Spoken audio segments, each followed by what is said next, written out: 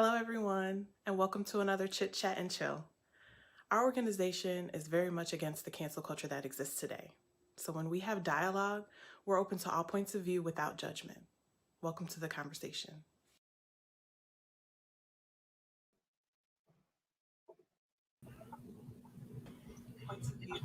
Hello.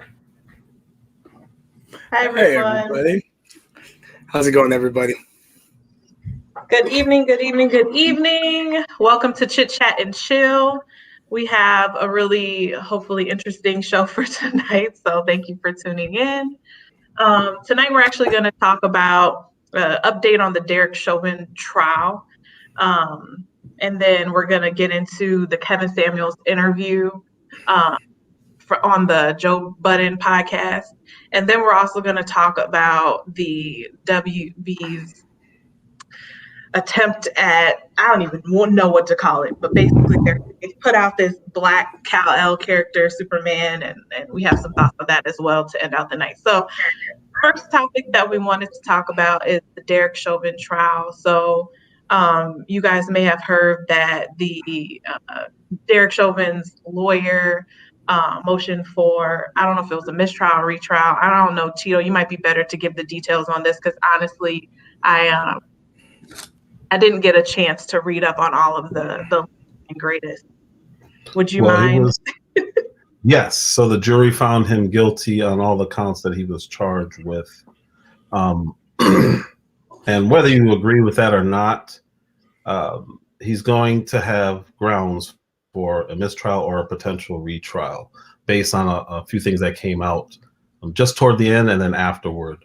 One of them was the jurist who happened to support Black Lives Matter and actually marched with them, didn't disclose that. And then we had Maxine Waters who came out and said some inflammatory things that could be seen as a threat to the jurors. And then you had the president weighing in on it all before the juries came to their verdict. Whether it influenced them or not, that's just not how our legal system works.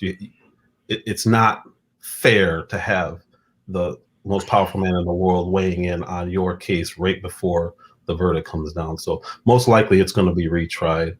At least how it's looking now, right? I did see an article, but it was almost a week old, where it was on Forbes, and there were some lawyers that they had talked to about their opinion on just the juror and what the juror had done, which was they had basically said no, that they hadn't attended any Black Lives Matter protests or anything like that. And then a picture came out later where they had, and so they basically said based on that alone, it wasn't like a smoking gun. But like you said, there's some other things that Derek Chauvin's lawyer had brought up, like the Maxine Waters thing, like the Joe Biden thing. So I guess we'll see what happens. That update is, I guess, more to come. But hopefully, regardless, he remains convicted, because that's just, I can't imagine that getting overturned. That would just. Well, there's a couple of precedents for like completely overturning these convictions. I think one was in like 91. The other one might have been in like even as late as like maybe 98, even early 2000s. And where a situation where it's like a cop shot and killed like a black like motorist or motorcyclist or something. One of them was Miami, and I forgot where the other one was. But it essentially comes down to like, whether the jury was like influenced, and they used in those cases like where the jurors like had to walk through like all the protesters and all that, and right. The threat of like riots and stuff, and in those two cases they were overturned. Yeah, that's good to know, because the jury not being sequestered was definitely something that I was a little concerned about at the very beginning, just knowing all of the protests and everything that's still going on in Minneapolis. I was just like, why wouldn't he sequester the jury? But maybe everything all together is enough. So, the Maxine Waters thing, it could be a big one, and really bad. It's one of those things where like I've heard people say the judge shouldn't have said what he said in response to it. The judge warned about that, and you're giving them grounds for an appeal. Like he blanketly said it, And it was like, oh, well, why give him the ammo? Like, no. What do you mean? Why give him the ammo? That guy has a crack. That guy has a crack legal team. Like he's warning all the other politicians to shut the F up. Right. Like the damage has already been done when she made that stupid comment. The damage was already done, and the judge is just kind of like, yo, like, be quiet. Because they're going to use this, like it's a warning, and in the same way that a judge has to maintain control of the courtroom and maintain order within the courtroom. Yeah, I mean this applies to these sitting politicians. When I saw that the president made a comment, I was just like, it was just not just a comment. ridiculous. He prayed for the proper verdict. Like, what are you doing? I was like, I literally, I don't know. I just don't know. I guess we'll see what happens, and hopefully it isn't a situation where a retrial doesn't lead to a conviction. But that was just so it's almost like they wanted to appeal it and cause more turmoil in this country. It's almost like that's the end goal here, right, Tito? Right, Tito? Sounds like somebody I know. And for those who don't know, that was sarcasm from a conservative. No, not really. I'm not being sarcastic, guys. It was a partially sarcasm. But, I strongly believe that's the end goal.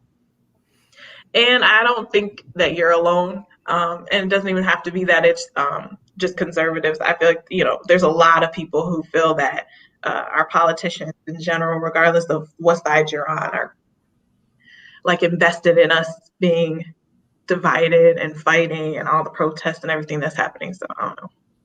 That's a different story. They don't like to release power. And when you have a voting bloc, that's power. If you look at COVID, I know it's kind of off topic, but look at how they're still clinging on to that power that they had for the last. Like reopening everything with the restaurants and everything. They don't want it. Yeah. So they need to cling on to whatever they can so that they have whatever it is that they want. And it all equates to power and rules. They like creating rules. Silliness. All right. What do you guys think about that? What do you guys think about like the idea of the appeal and doing a retrial, the idea of like tainted jury pools and all that stuff? What do you guys think? I mean, the juror is an a-hole because he just shouldn't have lied, because I feel like one of these things by themselves wouldn't have been enough, but now with all of them happening, like I don't know if the Maxine Waters and the president thing probably like those two things separately might have been, whatever. But now the jury thing just made it even worse, and it was just like, dude, you're a freaking jerk. That's what it comes to. Brag about like I guess it's typical like modern I don't know how old he is, right? But he's just like he needs his like limelight, right? That's what he's after. Let's keep it real. He's after his 15 minutes. He wants the pats on the back and you did the right thing and blah blah blah. And you get out there, but it's like like be quiet. Like and maybe he doesn't have anyone telling him to be quiet. Shut up. Yeah. Like he will if this gets a retrial. He will. Yeah, well, it's going to be all his fault, right? All his fault. Maxine Waters shares some of the blame, but all of it together. But it's gonna be his fault. It's partially gonna be his fault. Partially. Like, that sucks. Yeah, no. Like if that's if you feel a certain way about it, like, do you want to be the guy that led to the overturn? Like that's Bartman for the Cubs all over again. Yeah, that's not good. And the same thing for Maxine Waters, and the same thing for, like I said, not sequestering the jury to me was kind of silly. So yeah, that whole thing was weird with why they didn't allow for that. That's crazy. Even putting like a gag order on the jury, like I don't know, whatever. Yeah, it doesn't make sense. Anthony or Aaron, did you guys have anything to add? All right. Well, let me say something. Okay. Since the beginning, I've said I don't care about that officer. I didn't like what he did, and I didn't care if he got the electric chair, honestly, or hung, or in a firing squad. Couldn't care less. Mm-hmm. What I do care about, though, was the trial fair, because other people will be put in that position, and we can't convict on mob rule. We just can't. And that's what was clearly happening. I'm like, oh, this is going to be bad. This is going to end really bad.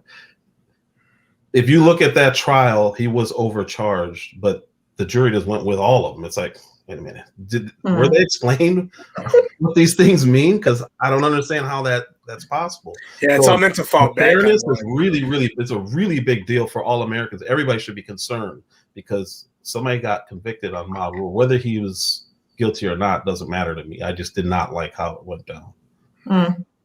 That's a valid point. I know I was part of the mob. It's a valid point. I get what you're saying. It was tough. It was tough to watch that. But if you're being accused of something, you're in court. You don't care what the mob thinks. You want to be able to know that, hey, I can represent or be represented fairly. Yeah. It can be turned around really fast. America. Yeah, you're right. Now that I think about it, I came in the middle of it, and I think about it. Regardless of this trial was, I think, a very touchy for everybody, because if you don't convict him, you risk.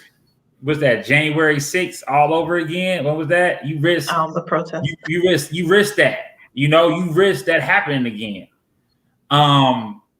But if you convict, if you don't, you risk that. If you do, you calm and keep peace for the moment, right?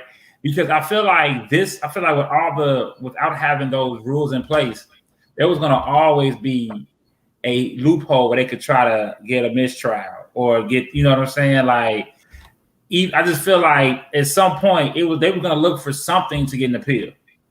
But it wouldn't necessarily don't give them the excuse. And that's my point. Is like, you don't give them the excuse. Right. You see what I'm saying? So it's like, but either way it go, they was going to look for something by not putting the rules in. You know, right? You know what I'm saying? Get their person off by some technicality. Right. But like to Santino's point, you don't give them that chance by lying as the juror or all the other stuff. So like making public comments. And I guess to Tito's point, regardless of the protests and stuff that would have happened, you're supposed to deep down be like, was it fair? Like, and that's my point with talking about those two previous cases. And I wish it was an AP article, but one of them was for sure turned over because of the threat of riots. It was, was the jury compromised because of the threat of riots? And in one of those cases, they turned it over. Right. So and that makes sense. I could totally see that, like, as a juror sitting there being like, my decision to destroy my neighborhood, like, that impacts it. And that's what the lawyer, I think one of the things that he motioned for in the beginning was to change the location, right? So that would be less of a factor. And then they argued that because of the profile of the case, that no matter where they went in Minnesota, it wouldn't have mattered. But I actually completely disagree. I completely disagree with that. I think in the country it would have been tough. I mean, not anywhere, but I think in the country it would have been tough. But we'll see. You could have found fairer than where they tried it. But the thing that's being missed, a major thing is, appeal or not, he wasn't going to walk out of jail, even if he got found not guilty on all counts. The feds were going to put him right in handcuffs and take him to the feds. So this kind of messed that up too, because now they got to wait. And I think that's another big miss by stupid people jumping out there and trying to be on the news, and politicians trying to get attention to say that they really care and all that. They actually stopped the process because the feds were ready to come in. I think there's a grand jury indictment coming down on all of those officers, but he's still the one at risk. But based on my rule, now we don't even know, like, this rookie who's first day on the job now can go to prison for life because people are scared of the mob, and it's not good. Right. Now that I can understand. Yeah, I feel bad for that dude. Oh, gosh, this has just been crazy. Imagine walking in your first day on the job and something like that happens. Yeah, that's nuts. That's like training day to the max. Life in prison. Training day. So he went for the training day package, right? Man, that's crazy. So anything else to say about the Derek Chauvin trial before we talk about the Kevin Samuels interview? No, I mean, I'm just anxious to see how it all plays out, I guess. You know, it's just going to be very interesting, and you know, hopefully level heads prevail, right? Yeah. Especially for everyone, like you said, people tend to forget that there were 4 officers. So, yeah. Okay, I guess we'll see what happens. Okay, so the next topic is the Kevin Samuels interview with Joe Budden on his podcast. This happened, I think, about a month ago, right, LaShawn? This interview, and it got a lot of hits. I think this morning I checked, it was over 1 million views. And it was just really, so Kevin Samuels has a podcast or a show on YouTube where he talks to men and women about relationships, and he invites people to call in and get advice, etc. He's a Black man, 50, I think he's 52, 54 years old, and his views are a little conservative. His viewpoint toward the women who've called in were a little harsh if you look at it out of context, and so he went viral recently for telling a woman that she was average at best. This is a woman who called in for advice. Okay, so this was a woman who called in for advice, and she was rating herself, and she rated herself like a 4 and a 6 with makeup. It was like, young lady, you're average at best, or whatever he said. I don't want to say that's a quote. That's not a quote. And he went viral for that video because in that moment that was captured in the viral clip, it went, it was out of context, wasn't the full story. And so there was some controversy there, but now he's trending, right? So no news is bad news or whatever. No publicity is bad publicity. So now he's, on the Joe Budden podcast, he's being interviewed, and Joe Budden is like, I can't say the stuff you say. I will have a really bad week if I said some of the stuff you say. But what do you guys have to say about the interview? What did you think of it? I know we have 3 men, 3 women, so hopefully we have a diverse group of opinions. First off, I brought my popcorn for this one. I think Tito put his hand up first. So. Okay, so we'll do Tito and then a woman, maybe. We'll just try to go back and forth. But to be fair, he called her an adjustable 6. He did not call her average at best. He called her an adjustable 6, what I liked which is was above average with potential. What I liked was he had her rate herself. So he didn't go in and say, after she rated herself, he said, he kept repeating it.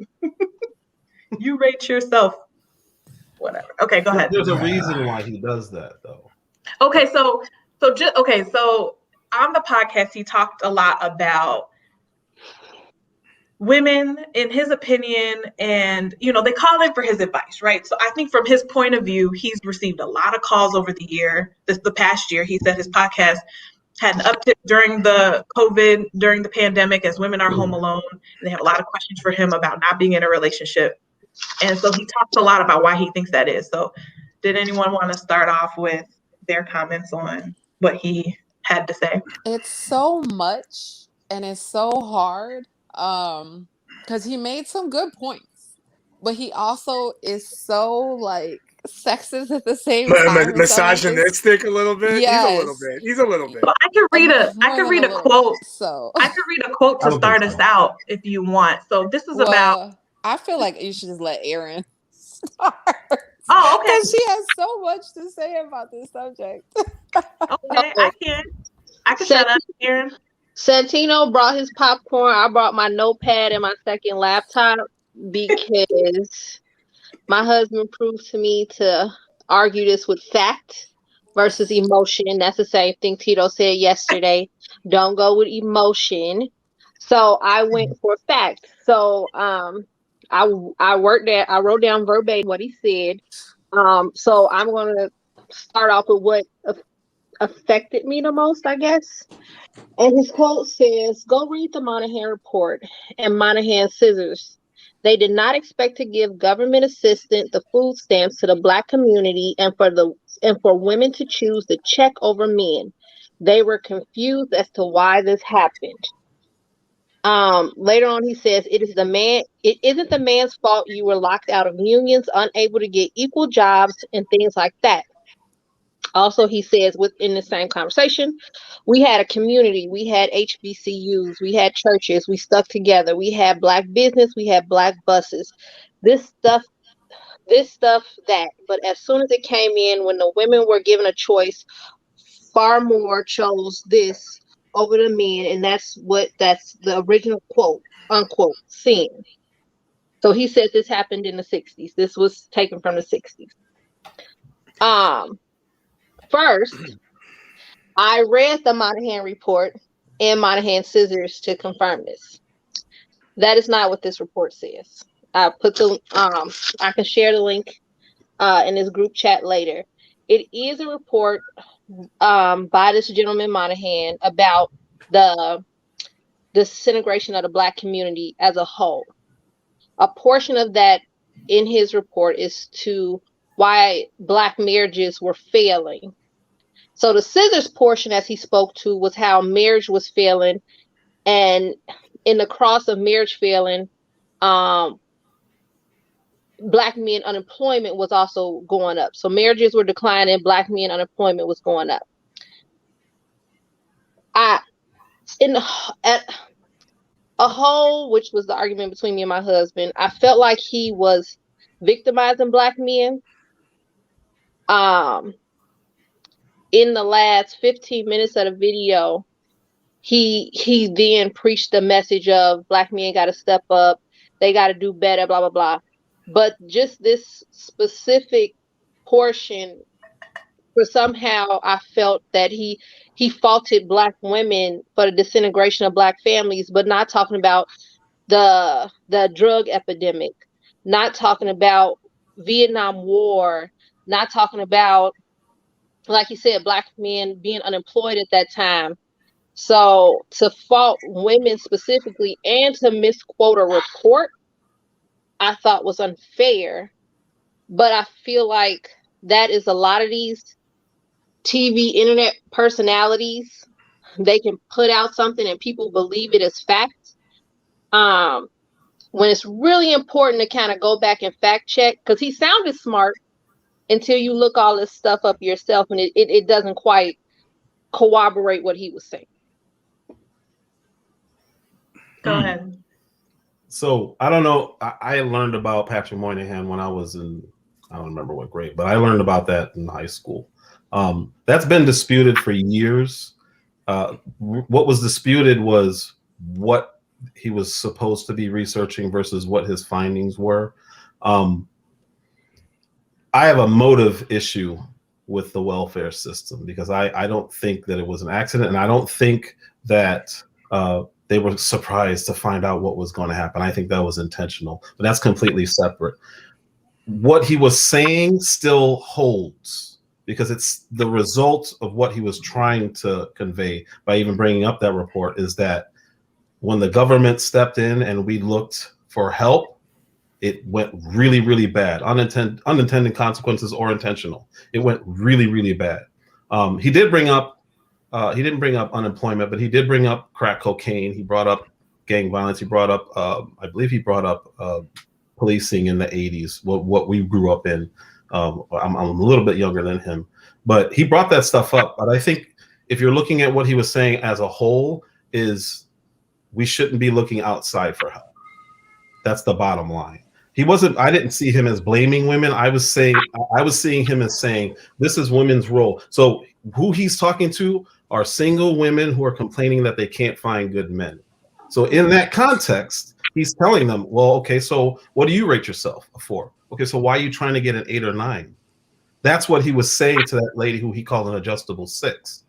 He was asking her to rate herself. So when she rated herself, he's like, well, why are you trying to get an 8? How do you expect to find an 8 or a 9? Like, what other product in life becomes more valuable with age? Is what he was trying to convey to all these women. So they're all separate conversations. But when he's talking to specific women, you gotta see it for what they're talking about and not take it as an attack on all women. And I think that's why a lot of women they immediately say, "Oh, submit." They hear these words and they're like, "Oh, where'd that come from?" And they get charged, rightfully so, if you're not trying to understand where he's coming from and you're only listening to his words. This is where I start eating popcorn. Well, that's LaShawn? and that's why I like some of the stuff he said. He made some really, really good points, but it's also problematic because to me, he comes off as very misogynistic and sexist at the same time. So it's like the struggle to like, okay, yes, that's a good point. No,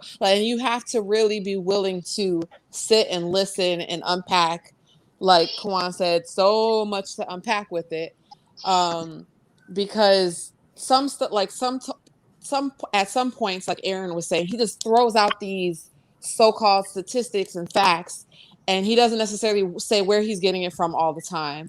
And then if you look up some like studies, for example, let me give a specific example. He said women are unhappier now than they've ever been. And his assumption is that it's because they're not in relationships. But if you look up studies about it, it's way more deep than that. And it's not just relationships in itself. So like, I don't like that he twists data to fit what he's saying, but people do that all the time. The points, like you were saying, Tito, like he did make really, really good points. Like he's talking to these individual women who have these complexes thinking that they deserve this, but they only have this to offer. Like that's true in any situation. You can't get a job in management and you have nothing but experience work. Like let's say you're trying to get a job as a retail manager, but your only experience is a cashier at McDonald's. Like what do those two things have to do with each other? You can't be CEO and your only experience is working in, you know, on a UPS truck. Like you have to, like, things have to match. And so like he did make really good points, especially speaking to specific women. If you are an adjustable 6, why do you feel you deserve a man who can easily get a 10, so to speak, with why should he consider you? So those points were really, really good, but I don't like the way he goes about things. Let me say it like that. Can I just add to what you just said? Because one of my quotes, something he said bothered me, and I agree with you that he didn't really have the facts to support. And I'm sure if we needed the facts, he could provide them. But he said, if women are killing it, why are 1 in 4 of you on some sort of psych med? Why is the weight of a typical woman up? And why are women today, while the most free, the most liberated, the most educated, the least happy of any women that's ever existed? And LaShawn, me and you were talking a little bit earlier about how some of those statistics, and we know from the past year that those statistics have been looked into, and a lot of it has to do with women having more responsibility in the home, but also working more. And so that has something to do with it as well. And it's just not all about relationships necessarily. But to you guys' point, he's very specifically talking about women who call into his show with very specific relationship questions and problems, and why am I single and why am I not getting the man I'm looking for? So I didn't like how he just threw that out when that's like a whole lot to say about women when it's not, you know, all. That's not the reason that like 1 in 4 women are in psych med, that they're not in a relationship. Like you said, that's not fair. But Tito, you had your hand up. No, he can go. Ant can go. Anthony. Okay. So I don't really follow. I don't really agree with a lot that he says. His the way he comes across. I truly have my own personal opinion about him, but I'm just going to stop. People need to stop listening to other people like getting a relationship advice. You know, I just feel like we've gotten to a point where instead of going, like to be honest, I really think the man is hurt about something. I really do. Like, I really think the man, because some things he say, like you saying, he twisting the data to feed what he wants to feed. You see what I'm saying? So I think he's giving, if you're calling to a relationship, he's going to give you exactly what it is. It's not going to be he's appeasing to one audience. You see what I'm saying? So I just feel like stop listening to people that. Well, okay. To play devil's advocate, if you are a woman who's running around trying to figure out why they're not in a relationship, but you rate yourself as a 4 or adjustable 6 or whatever he called them. Mm-hmm. I'm sorry, I can't stop laughing at Derek's comment. He's gonna talk about something and women still can't decide what they want to eat. And that's 100% that. Anyway, I but- know men who don't know what to eat or what they want to eat. but There's always Anthony, one. to play devil's advocate, like if you call and ask for advice, like why can't I find a man, and he just tells you the truth, like the men you're looking for are not looking for you. I don't think that's bad advice. Like some people need a dose of reality, And that's true. because so some people do need that, but I agree with you, Anthony. In general, you could probably get that. I don't know. You might be able to get better advice, specific advice from men who know you. But I don't think he necessarily gives these women bad advice. I think his just generalization statements I'm not comfortable with. I agree. Kawan said he failed to define what makes a woman adjustable 6 and what makes the man rate higher. People place different values on attributes. Maybe her weight or insecurity makes her think she's an adjustable 6. Well, She he thought she did was a 4. say that men and women value different things. He said men don't care how much money you make. Men don't care about your education. Most men, more so than anything, care about how you look or what you have to offer to the home, where women put values on different things. So he did kind of address that. And I think he's trying to tell women how you think is not how men think. And I think that is good for women to hear. Like, we don't all think the same way, and we maybe value different things. But also men don't all think the same way either. That's though. true. And, you know, like That's true. even that comment that your comment that you used to compare is a generalization about just men and what men look for in a mate too. That's true. That is very, very, very true. So it's like so he addressed that. But he did address that. He said he's speaking general. He's not talking about anecdotes. So He did say that, yeah.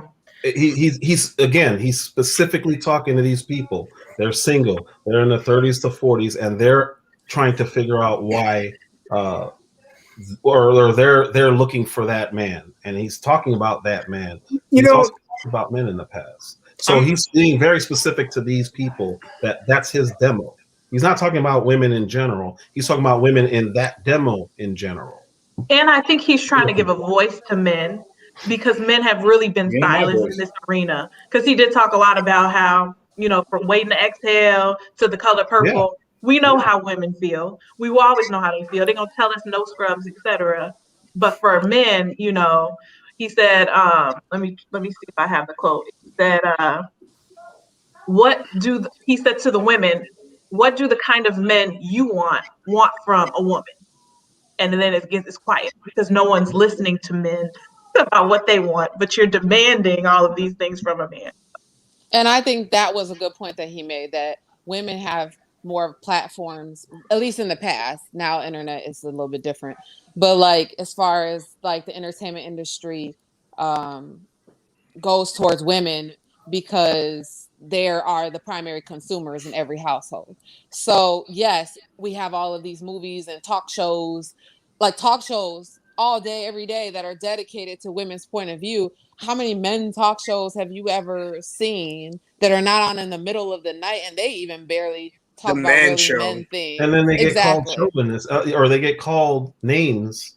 And now, especially, there's no way a show like even the Man Show, it couldn't come on today. There's no way. So I agreed with him there that there is an unfair balance in that sense. I totally agree. I was like, that's a really good point, because it's not out there. I agree with that too. And I just have another thing where he said that kind of hit me. He said the modern dating environment is not working, falling apart. People aren't getting together. Women are unhappy with the outcomes, and they're very vocal about the things that they don't like. And men have just learned to basically not. Can I say something though, like that, like, and I'm gonna be on the other side of the fence about this, and it's gonna be really weird, but the idea, the idea that like a woman who, you're talking about like the young, modern woman, right? The woman who's put herself through school. The woman who, is holding a career, not just like some like 9 to like hourly like holdover job, like someone who's like nurturing a career. I don't necessarily see anything wrong with expecting a higher standard from the men that you like you go out where you date going forward. You know, the type of you know, girls I dated in my younger days are not the same type of women that I dated as I got older, as I got more experience, as I you know, advanced myself through career and education. You know, because you're still going to be looking for a connection beyond just a physical attributes. I'm not saying that, you know, clearly physical attributes matter. You know, physical attraction completely matters. But that stuff tends to, you know, it wears off, it fades away over time. And then what are you left with? You know, one thing that I felt was missing from their conversation, which the truth is, as a dude, I'm gonna be honest, it just sounded like a bunch of dudes bitching about women. I'm gonna be honest. That's what it sounded. That's what it's real bitter. Yeah. Yeah. Saying, like, he just seemed like a hurt. Like he's like, He yo, definitely yeah, was he was bitter. hurt. Yeah. He just like, yo, was Buddy hurt? Ooh. And that's what I get. I don't mean to cut y'all off, but that's what I get from my relationship people. Like, they always saying, they like, dang, yo, you sound like, oh, this ain't, yo, buddy. Light-skinned dude was hurt. Like, did you hear from that? Like it just comes across as hurt. We on, this is our platform to bitch. This is what we gonna do.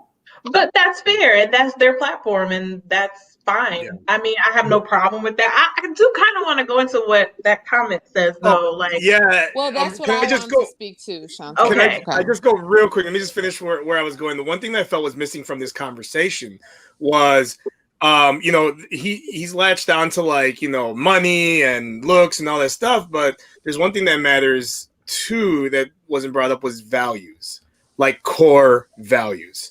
And when you're talking about someone who's been working and putting themselves through school and, you know, working on their career, what type of values does that person have, and what kind of values should they expect from a mate? And it should be the same, because if somebody's working their butt off all the time to advance themselves, how the hell are you going to date somebody who is not on that, is not close to that level, or at least, you know, some comparison, some equivalency of that drive? I You think know? he would agree with that, but I think, sorry, LaShawn, I didn't mean to. I think he was more saying that, like, the women who were more focused on, well, I want a 9 or a 10 who makes 100K or more, etc.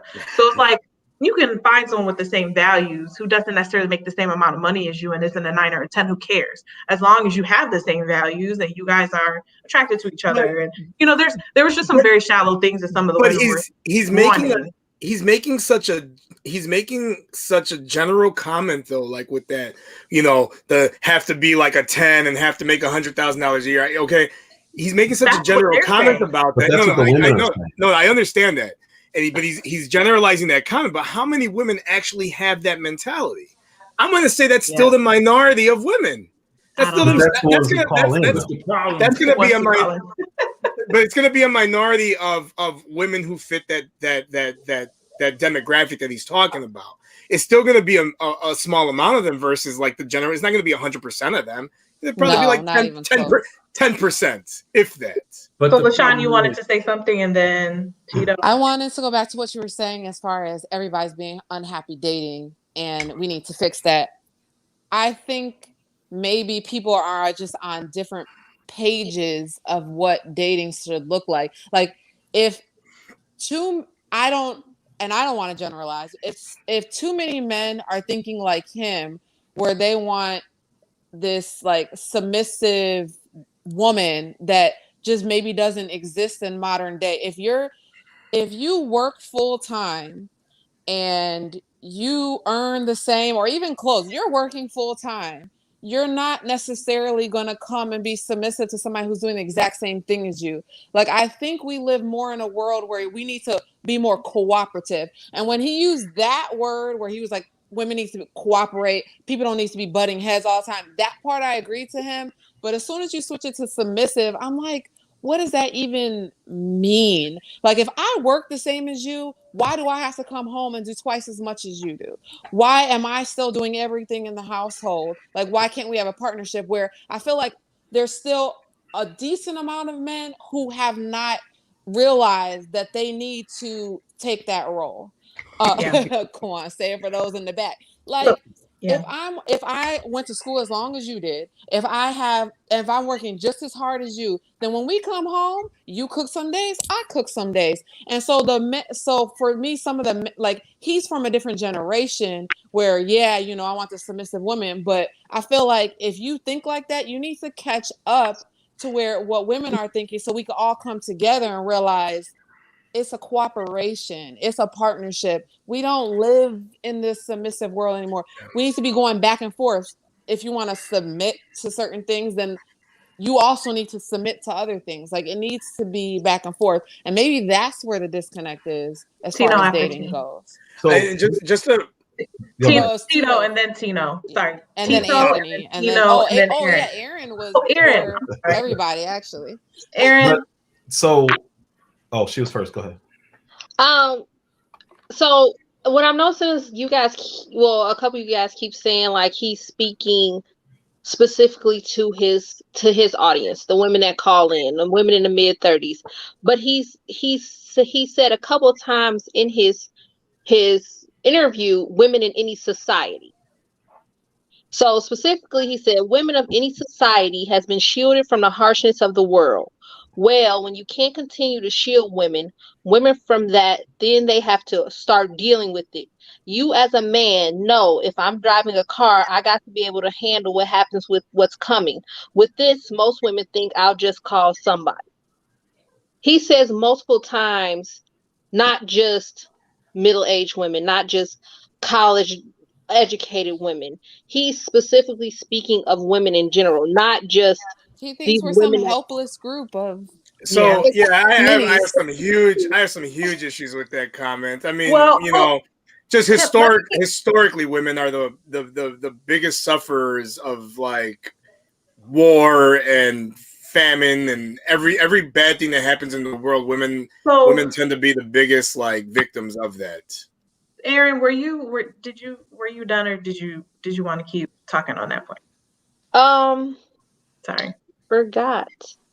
It's so many things like happening right now. I'm seeing comments pop up. Yeah, Derek talking about, as much as we may not want to admit it, there are gender roles. This is the mindset we have to get away from. So I don't disagree that there's gender roles. Sorry, Aaron. Go, Aaron. Finish your thought. I'll go after Tino. But back to he made so many points, or what he thought was points, about how, what did he say, problems are for shoulders, not hips.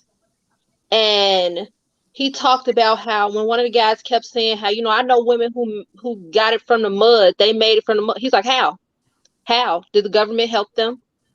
You can't knock a woman's story because she figured out how to get it done. Just because she might have got government assistance doesn't change her story of, she came from a broken home. She had to put herself through college. She has a master's, but that's what he was doing. Women bettering themselves was an issue because he felt like they didn't start from scraps like men have to. And men, we just have to go get it, and we have to figure out how to do it with no help. No, that's not always true, and it works both ways. So I don't feel like he was speaking. I feel like he was speaking to women. Even I wouldn't watch his show at all, but it felt very personal on attack on women. Tino, and then Tino, and then me, Anthony. And then Anthony. and then Anthony, and then me. Yeah, okay. Anthony. Oh, he can go. Anthony can go. Well, Tino was Tino, he hasn't said much. Well, yeah, but Anthony hasn't said much either. That's true. Go ahead. No, I just agree. Like, so two things. The first thing, I agree with Aaron. I think he's just like he comes across as very hurt, like from a hurt place. Like, just things that he talk about, like, women make, like, men can figure it out just as much as women can figure it out. If you figure it out, you figure it out. Like, just pass on the recipe to the next person. Help each other out, compromise. Like, that's just what it's about. Relationships are about, like, building each other up. No matter how you made it, just pass on the recipe.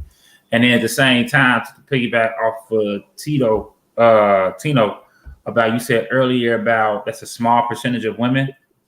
That you said about the small percentage of women being talked about. I don't know what that number is. You know Right. what I mean? Like clearly I don't know, but I just doubt that it's like I doubt it's even 90%. I doubt it's even close. And I agree with that. Like I think it's just because it's publicized more. Like that's what's shown. Like whether it be reality TV and in these different like podcasts, that's what's talked about. And that's what's putting emphasis. And then nobody, like you said before, nobody puts emphasis on values and like, do you know how to communicate? Are you an effective communicator? Are you okay? Do you go to therapy? Like like those are the type of things that people forget about, but we want the facade and the superficial. So I agree with you. I doubt that is, the 90%, but that gets more attention and that feeds to give us things to talk about, like we doing tonight. But yeah, that's it. So to the roles comment. Okay. To the Shayla's roles comment. What throw one up there too. And not specifically to that comment, but to that theme. The things he was saying was in context of what they were talking about at that moment. So when he was talking about how did those women get up from the mud, he was also referring to there was a comment about men's history being held against them, and then women's history being, that's what he was referring to though. So if a man says something that people don't like, they go to his history as a bad thing. But if Cardi B openly admits she drugged men to get where it's celebrated. That's what it's a completely different conversation within the conversation. So there's nothing wrong, in my opinion, with what he said as far as the roles, because he's speaking very specifically. What men are wired to do is to provide and to be the protectors. That's what we're wired to do. He was talking about why women are more inclined, not across the board, but more inclined to be nurturers. What he was saying was when you have a woman who's doing the work and doing all those things, that's our job, is to take that burden off of her shoulders. So it is a co-mingling or well, I don't remember what the word he said, but it is something that we need to do better at, so that women didn't feel like they have to come home and cook, or if they did, they're not working the 40 hours and coming home and cooking, because that's not fair, and everybody knows that's not fair. I think within those sentences, you need to look at what was asked of him and what they were talking about, because it can very easily go off the rails and people are taking it personally, and that's not what I didn't hear any of that. Shayla, just because she posted it up there, and I just want to, acknowledge it. She said that the gender roles, I mean, there's roles in relationships, but they don't have to necessarily be defined by gender, because maybe a man likes to cook. So if the man is going to cook, then the woman's going to take on something else, whether it be like maintenance of the house or the car, or whatever the case may be. Like you could share those different things without it being gender specific, which I totally agree with her. Yeah, because I hate cooking. Tino. Yeah, like just to go back, LaShawn, I'm going way back to LaShawn. We're talking about that they want the submissive woman, and all that, but going back to that wasn't even what I was going to talk about though.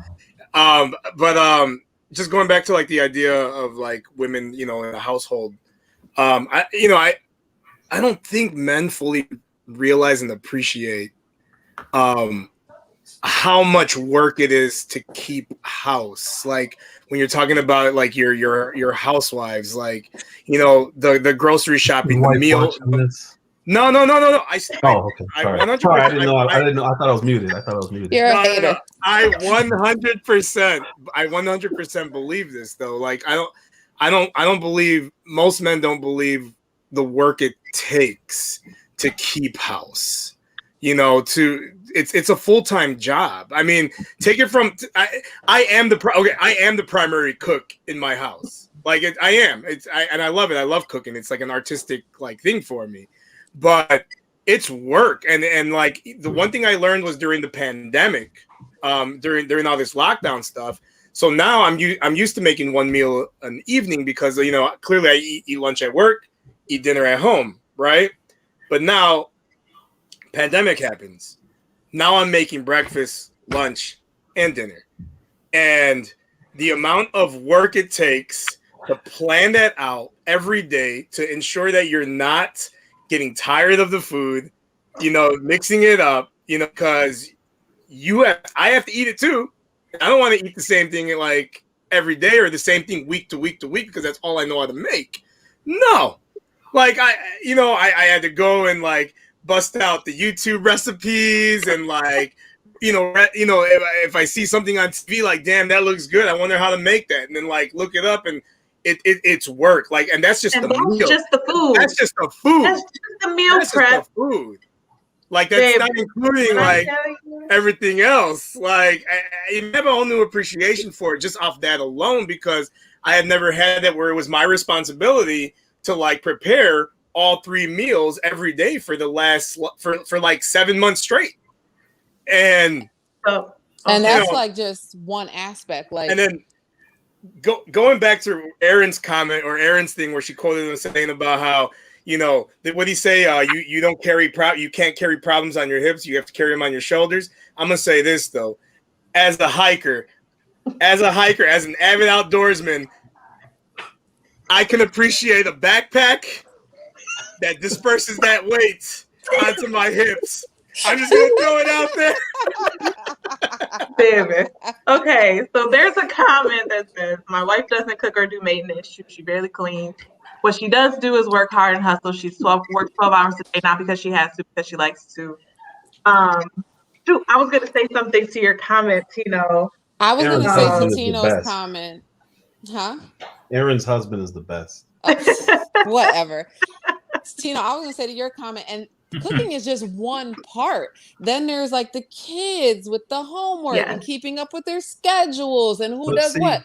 That's what I was gonna say. Women do that without a second thought, and men Aaron, go ahead. Don't give it this. Like they don't have to. Not always. Obviously, I'm generalizing, right? But like Jermaine was like, "What are you always thinking about?" I'm like, "I'm thinking about this and this and this," and I start listing off all the stuff that's happening over the next couple of months. I'm 6 months ahead. Yeah, Aaron, and then Tito. So ditto to what LaShawn said. But back to what Tito said. The quote he said was, "A woman's past or story is used to mythologize. A man's past or his story is typically used to demonize. A black man's past or story is quickly used to villainize." Yeah. Now, because he used Cardi B as an example, let me go back and say Jay-Z was a drug dealer and proud of it. And is rich off of it. And is a billionaire. Same thing with all these other, some of these people with money. I do agree they use your story to villainize you, but that goes around. If you watch the news and you got these babies out here gang banging and killing people, a lot of the times the first thing you hear somebody say was, "Where was the mother?" And the mother's background, and if she was a absentee parent, and the father is mentioned second, but the expectation is, where was the mother? So I definitely didn't agree with that statement at all, because I feel like we have it the hardest in real life. In celebrity life, they none of these people, a lot of these people are so happy that they used to drug deal, and that's their story, and they was in a trap, and there's no shame to that. They tell it proudly. Mike Tyson was convicted of rape, but he's still out there getting money. It didn't stop him. That's part of his story. So I didn't agree to that. But he's not celebrated for that. He's not celebrated, but he's not. The thing was, he's not demonized. Look at Michael Vick. So shit, Michael Vick. When shit. What everybody here has been talking about is married life. That's not what he's talking about.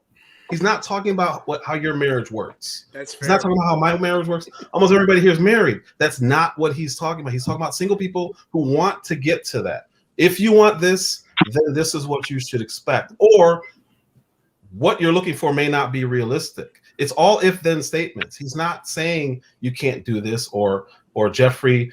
He's not saying your wife can't do what she does. He's saying that this, and he's talking to single people. So even when he makes the general statements, He's still talking about single people, and then he's talking about the roles that if they want to get into a household where they're not having to work 10, 12 hours, and they don't want to do that, in order to get that man that they're looking for, these are the steps you may want to consider, or these are the things you may want to listen to from these guys and ask them, what are you looking for? He's not talking about any of us and how we live, because we're already married. We're past the point of what he's talking about. It's completely different. Life, everybody here knows, life is completely different when you're married. That's not what he's talking about. Anthony. That's a good point. So why don't people that want to get married go talk to people that are married to figure out, and that are happily married, to go figure out what they need in order to be married? Because I don't know if he's in a relationship or not. I don't know his background that much. He's not. Okay. He's divorced. Okay. That's problem number one, because he probably didn't heal from that shit before. That's the first problem. He said he compromised too much. He said he compromised. That's just he said that he took on, he projected what he thought a relationship should be onto these relationships, and that's why they didn't work twice. So my thing is, if you project that and you think that, why don't you go talk to people that are trying to get where you're trying to go? Like, if I want to go talk to a billionaire, I ain't go talk to a fucking crackhead. Like, I mean, if I want to be somewhere where I want to get to some place, why don't I go talk to somebody that's finna get to that same place? You see what I'm saying? But they don't want that conversation. That conversation, at least when I have it, it's almost like talking to a wall, because they're like, nope, it's just, I've never seen that conversation go very well. And I agree with you. Unfortunately, I definitely, because, and I think in our minds, we have an idea of what we think of how it should look, but not about what it actually is. The reality of it. So, because I've been divorced. And so, even sorry, go ahead. No, because I've been divorced. So, and I can speak for myself, like, you know, we think we see on TV and like, okay, we want X, Y, and Z. But then you get home, you're like, wait, hold on. This ain't what I signed up for. You know what I'm saying? Mm-hmm. So why don't you go talk to somebody that's actually been there and that has a happy, sustainable marriage? Well, to Bakira's point, sorry. Just that's what I was going to say, LaShawn. Is that she feels like just because it looks good on the outside doesn't mean it's necessarily good on the inside. So you're afraid to ask these people because they could be lying to you and pretending like they're being all happy and not necessarily. I don't think it's that. I think it's interesting that one of our most popular shows was in a relationship during COVID. Not the dating, not like, you know, people are absolutely interested in it. Maybe they're just not comfortable asking people about their marriage, because most people are not going to go and tell you like the truth about their marriage, and they probably shouldn't, right? That's their marriage is their business. But people are absolutely interested in it, you know, clearly by, you know, like I said, even one of our most popular shows is the relationship one. Yeah. And go ahead, Tito. Well, to Jeffrey's point, it's not what they think it is, because there's a lot more compromise than people can ever imagine until you're actually in the situation. It's like, oh man, it's a rude awakening. So when we tend to talk to people, you want to try not to scare them first. They think they want something, but do they really want it? And it's really hard to have that conversation, because you have both sides are trying to be. One side wants to hear, they think they want to hear how great it is and all this stuff, but there's still realisms that come to making it great, and it's a tough conversation. It is.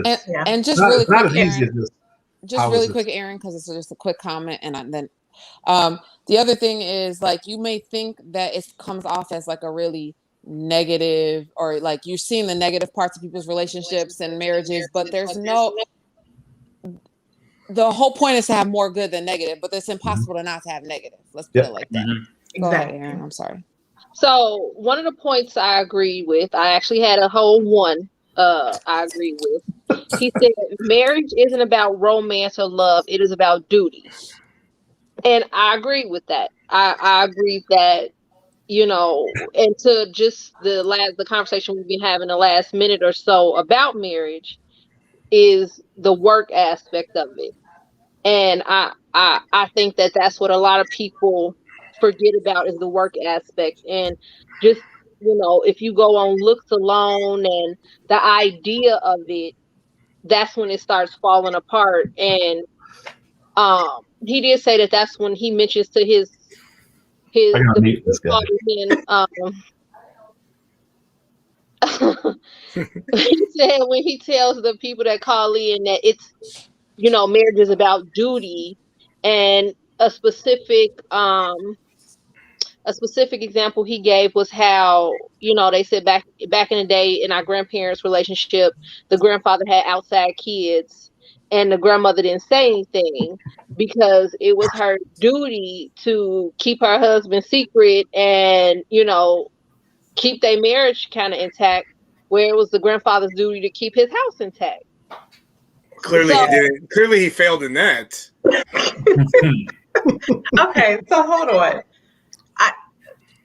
That's the only thing he said that I won't defend. It's the only thing he said that I won't defend.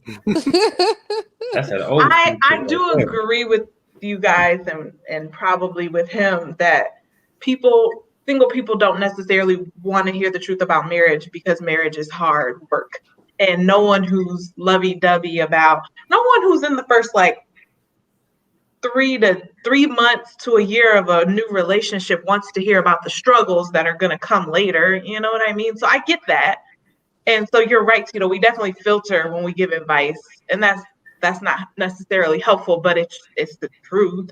And I do try to tell people, single people, live together before you get married. And I know that's not popular, but I wanted to murder my husband the first weekend he moved in with me. And that was rough. So it's one of those things, you live it, you learn it, you try to tell people, they don't listen. But you know how many people have not lived together, got married, and then within the first month was no. We moved in only after we got married. And yeah, there's an adjustment and stuff. We had to expand the house to create more room to give ourselves a little more elbow room. But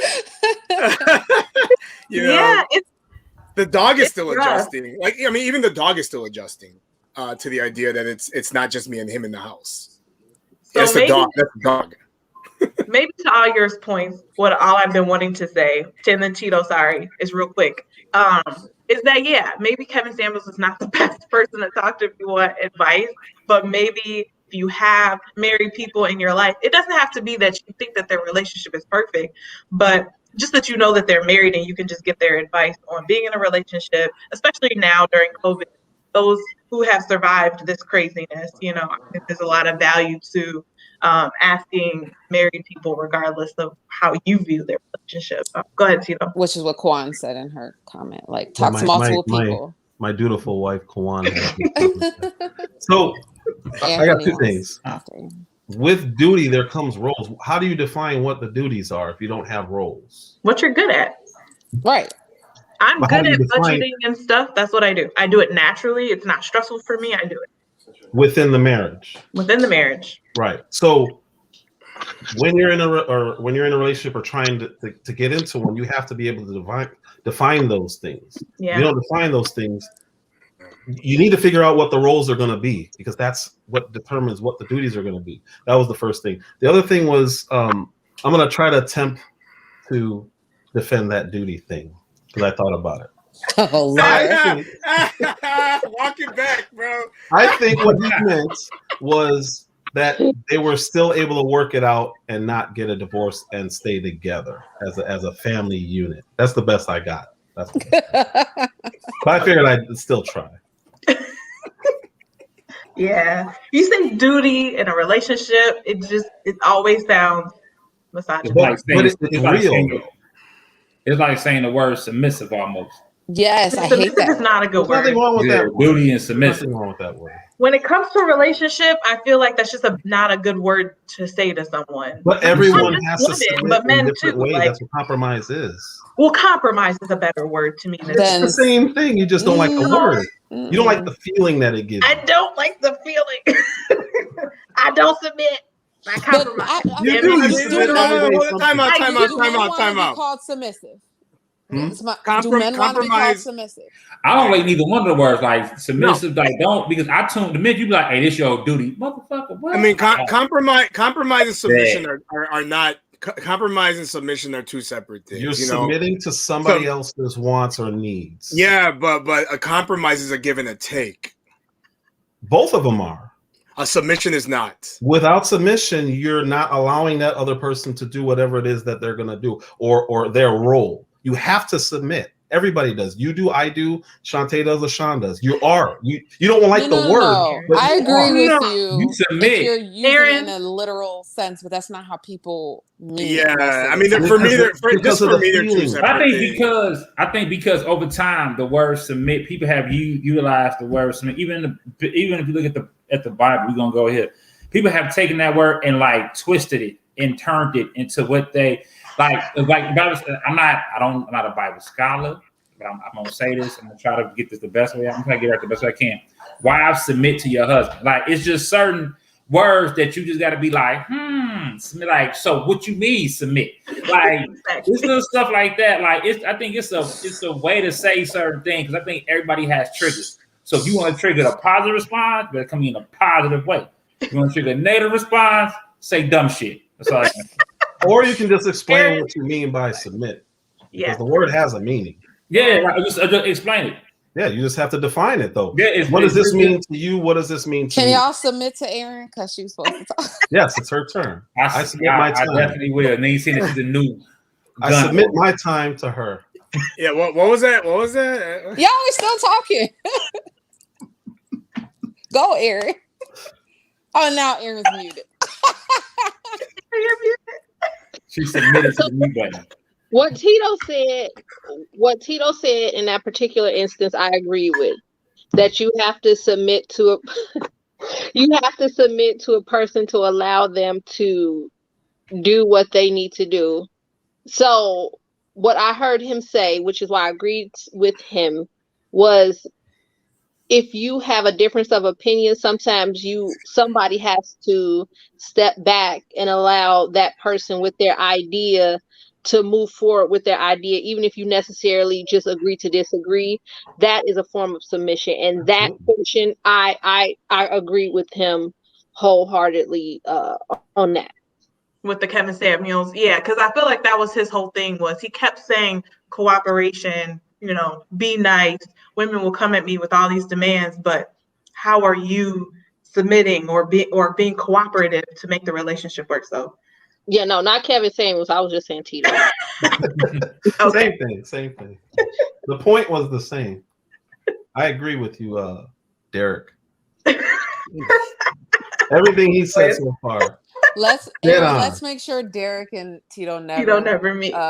Get it together in person because I feel like we should have Derek on the show too. Yeah, what's going on with this? Yeah, come on, what's up, Aaron? Some help, man. Tino trying to talk to his wife over the. I don't see her name on the side. Stop being a hater. You know she's gonna watch it. Or not. Hey, you know what? Me and my wife make a great team, though, man. I mean, down to like our stupid like YouTube reaction videos that we do. I mean, it's we're a team. Jeff said he's over there talking like we could hear him. He's talking to us.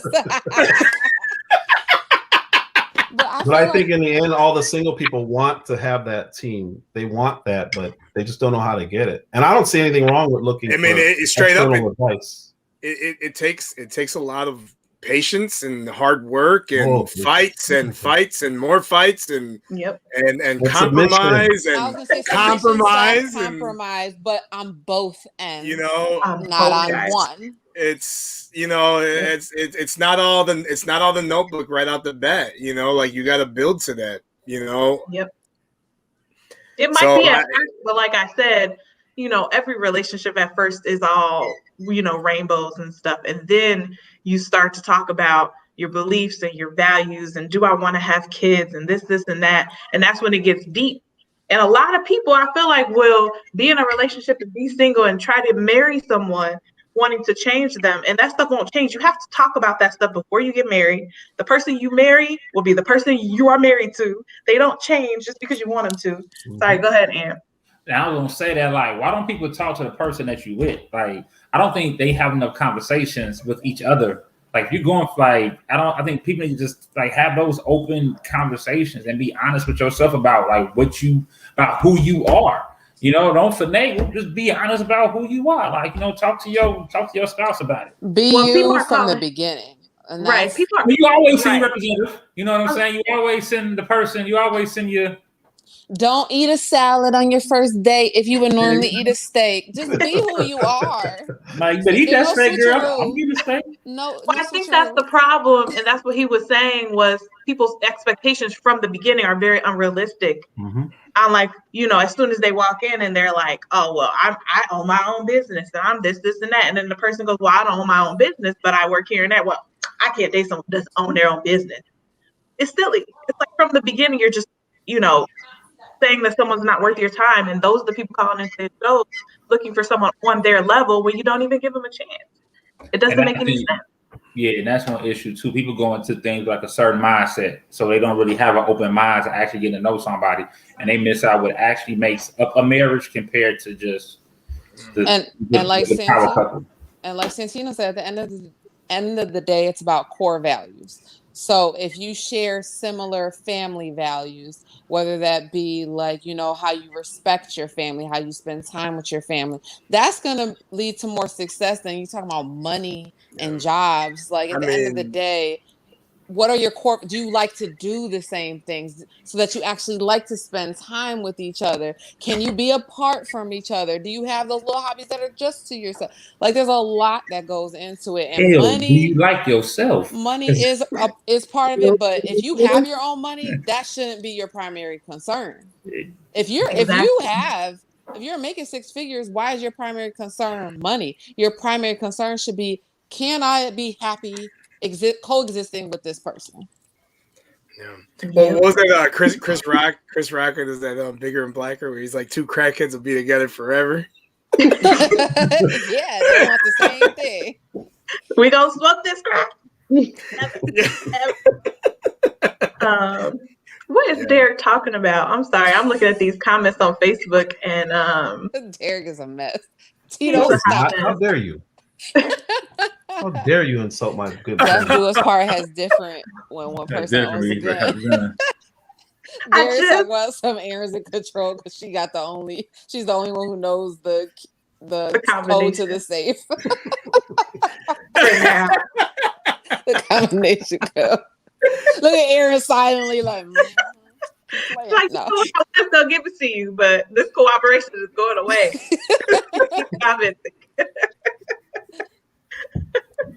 Good stuff. All right. Well, that was a great conversation. Thank you guys for joining. I know we're over time, and I want to be mindful because I know it's late on a Monday night. No. What do you guys have to say to wrap it up? No, I'm good. No, we're WB sucks. WB sucks. That's all we need to say. Me and him, we'll talk about it offline. Well, if you have something to say, feel free to. I mean, it's not worth getting into right now. Too much, yeah. Next time. It's almost as complicated as the last. No. This was totally worth. This was totally worth it. I'm surprised. Unfortunately, I didn't get through all my popcorn because I engaged a little bit more than I thought I would. I thought I was going to be a little bit more of the fly on the wall on this one, but. It's all right. More popcorn for right now. Later.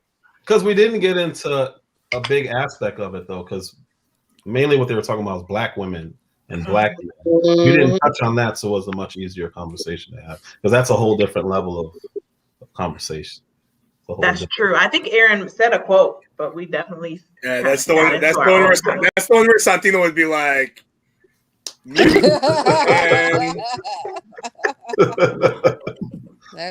Hey, yeah. Well, maybe we have that conversation another day. I was gonna say more conversations to come because we have a lot of conversations about like good topics to come on race and so more to come. But yeah, want to be mindful of time. It's Monday night. Everyone might have to work tomorrow. So it's Monday. Thanks everyone for joining us. I know. Aaron agreed with me on something. Tito will take that win. Hey, you disagreed with him on one thing, even though you tried to defend it. But no, you ultimately disagreed with him on something. So there you go. Everybody's submitting points. Submissive Everyone's to a point. compromising. I don't know. I just throw this out there. Yeah, you know, everyone that's laughing at me because of my my cooking routine. Just, I'm still a big dude. Just remember that. Shut up. I feel like I know more men who like to cook than women who like to cook, which is very interesting. First 48. It's because I'm crafty. I like to do stuff with my hands. All right. Good night, everyone. Aaron wants to say something. No, my Okay, husband good. does About to threaten her husband. say no. He does have the combination. Don't believe that. Because you got to give y'all whole speech. He has the combination. And I'm a non-violent person. Let me end with that, okay? I'm not. Wow. Pre-first 48. I see what you're doing. Good one. Nice setup. Okay, Aaron got. Shayla got the eyes. All right. Thanks you guys so much for your time. Have a good night, everyone. Have a good night, guys.